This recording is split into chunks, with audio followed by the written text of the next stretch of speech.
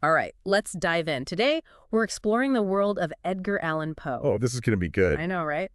We got this amazing analysis from Dr. Jens van Rathod.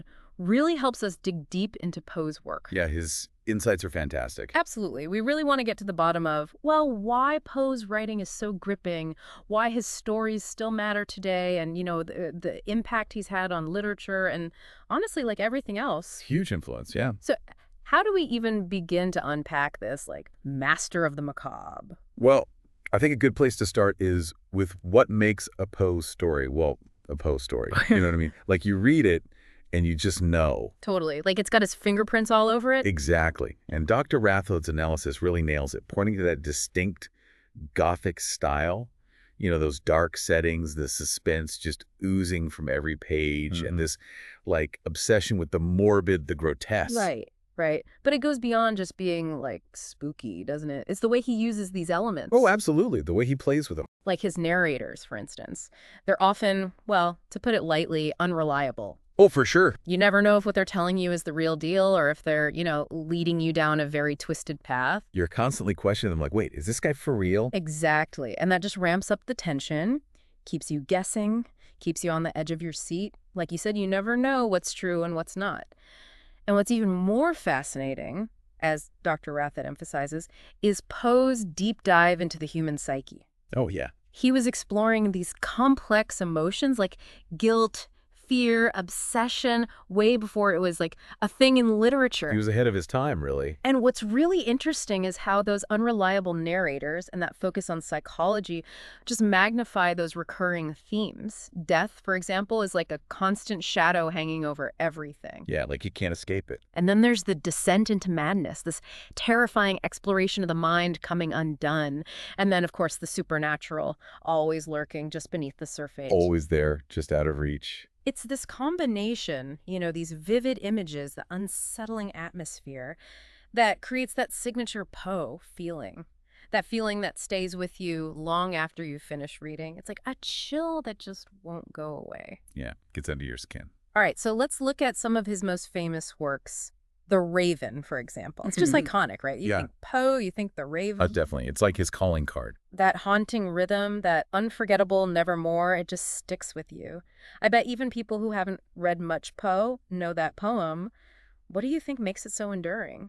Well, as Dr. Rathod points out, it's way more than just a catchy phrase, that Raven becomes a symbol, like a representation of death and loss, and it just echoes the narrator's grief for Lenore. Right, and that grief is palpable, isn't it? It's like you can feel the weight of it. And the way the poem is written, the musicality of the language, the rhyme scheme, it's all designed to intensify those emotions. It really is a masterpiece of Gothic poetry. It shows how sound and meaning can work together to create something truly moving and, well, a bit devastating. Definitely a bit heartbreaking. And then there's The Telltale Heart. Now, that's a story that gets under your skin. Oh, for sure. You're immediately inside the mind of a murderer, someone whose guilt is just eating away at them. It's like you're trapped in there with him. Exactly. That obsession with the old man's eye, the meticulous planning, the act itself, the frantic cover-up, and then that imagined heartbeat. It's all so unnerving. The tension just builds and And builds. it all comes from the narrator's psychological state. The true horror isn't out there somewhere. It's all in his head. It's a masterclass in psychological horror. Couldn't agree more. And then, of course, there's the fall of the House of Usher. Oh, that atmosphere. I know, right? You can practically feel the decay, the sense of impending doom. Like the house itself is a character, mirroring the Usher family's decline. Absolutely.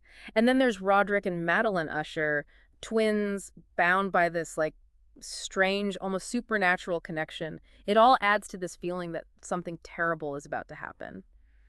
What do you think it is about Poe that allows him to create this kind of palpable unease? Well, the analysis really emphasizes Poe's ability to blur the lines between the physical and the psychological. The crumbling house becomes a reflection of Roderick and Madeline's mental and physical deterioration. It's like they're all falling apart together. It's like he's saying that our environment can, like, literally reflect our inner state. Yeah, and it just adds to the overall feeling of dread. Speaking of shifting gears, let's talk about The Murders in the Rue Morgue. This one, it's amazing to think about, is considered the first modern detective story. Groundbreaking stuff. Totally. It introduces us to C. Auguste Dupin, this super sharp amateur detective who uses logic and deduction to solve what seems like an impossible crime. He's like the prototype for all the great detectives that came after. Exactly. What was so revolutionary about Poe's approach here? It's really about this idea of introducing rational thought into chaos, like a systematic way of looking at things. Like bringing order to the disorder. Exactly. And it's all right there in the analysis. Poe basically created the blueprint for the entire detective fiction genre. A brilliant detective, a seemingly unsolvable mystery, a focus on clues and logical deductions. It's all there. And it's a formula that's been copied and adapted ever since. Oh, yeah. Look at Sherlock Holmes. So much of that character comes from Dupin. It's amazing to think about the ripple effect of Poe's work. It's huge. So when we look at these major works together, what connects them? What makes them so important? I think Dr. Rathod really sums it up well. It's their originality and their lasting impact. Each of them broke new ground in some way. The Raven showed what poetry could do emotionally and musically.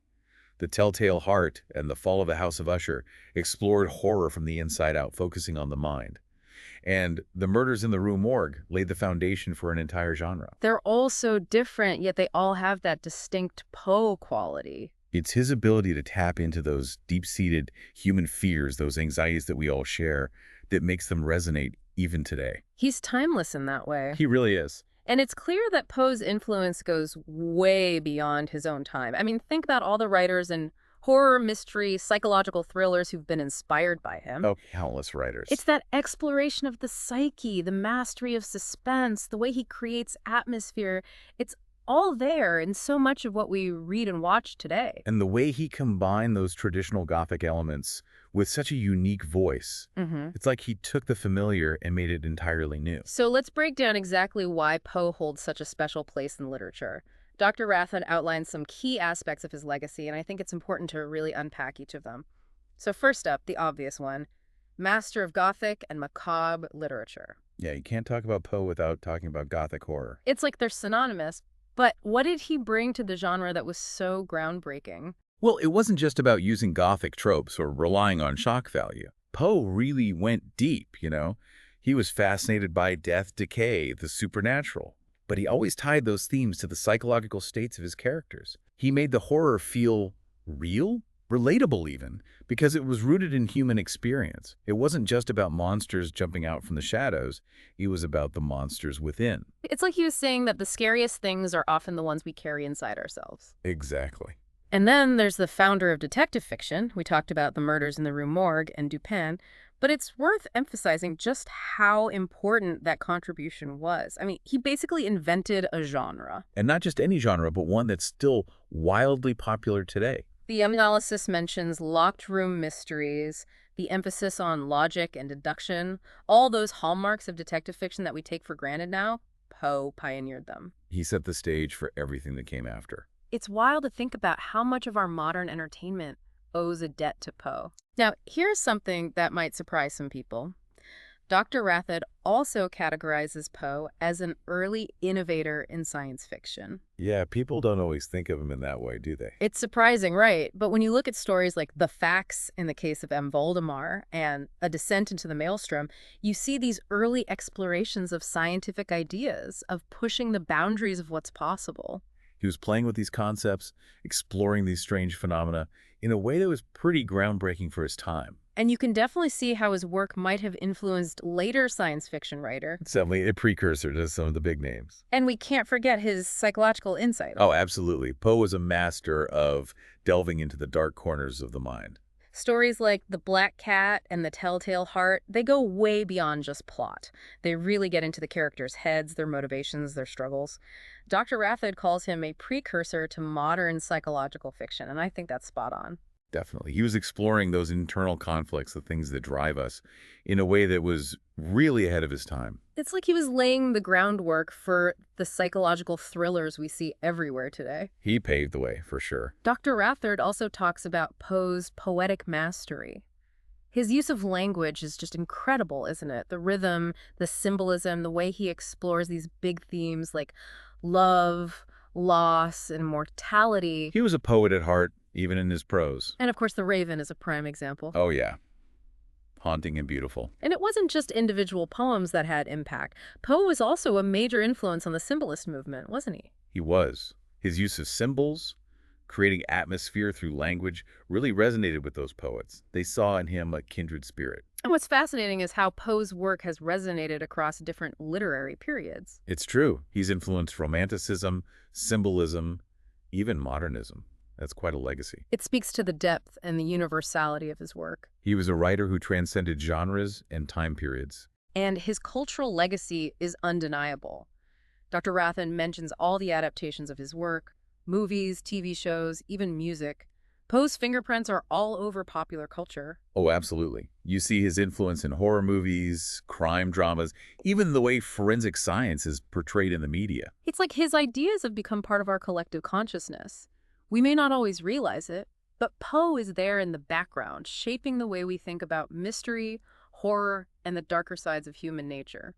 And it's a testament to his enduring power that his work continues to be reinterpreted and adapted in new ways, even centuries later. Dr. Rathod also mentions Poe's literary craftsmanship, the way he constructed his stories, his attention to detail, his precise use of language. He had this idea of the unity of effect, right? Yeah, basically the idea that every element of a story plot, character, setting, tone, language should all work together to create a single powerful impact on the reader. And he was very meticulous about it, wasn't he? Yeah, very deliberate. He believed that every word, every sentence should contribute to the overall effect he was trying to achieve. And that idea of the unity of effect has had a huge influence on short story writing, hasn't it?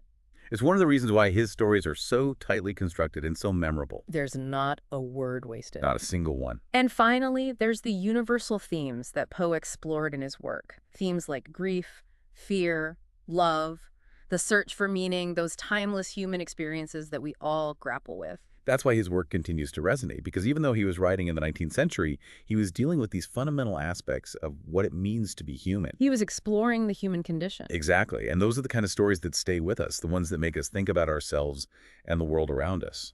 Well, I think that about wraps up our deep dive into Edgar Allan Poe.